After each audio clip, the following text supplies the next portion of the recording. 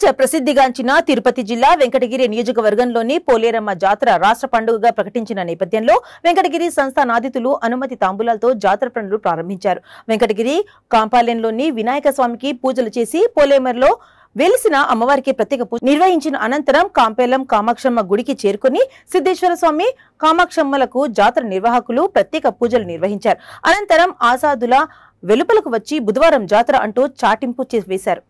అక్కడి నుంచి వరదరాజస్వామి గుడి వద్ద ఉన్న మరో పొలిమేరలో అమ్మవారికి పూజలు నిర్వహించి అక్కడి నుంచి పట్టణ నడిబొడ్డులో ఉన్న శ్రీ పోలేరమ్మ వద్దకు చేరుకుని టెంకాయలు కొట్టి జాతర నిర్విఘ్నంగా జరిగేలా దీవించమ్మ అంటూ వేడుకున్నారు. అనంతరం అక్కడి నుంచి పట్టణంలో వెంకటగిరి రాజాలు శీతల యాగం చేసి ఉంచిన పోలిమేర రాళ్ల వద్దకు వెళ్లి చాటింపు వేశారు. ఈ కార్యక్రమంలో పోలేరమ్మ దేవస్థానం ఈవో శ్రీనివాసులు రెడ్డి, మాజీ చైర్మన్ పులిప్రసాద్ రెడ్డి, కౌన్సిలర్ ఢిల్లీ బాబు, నారాయణ, శ్రీనివాసులు, యువత పాల్గొన్నారు.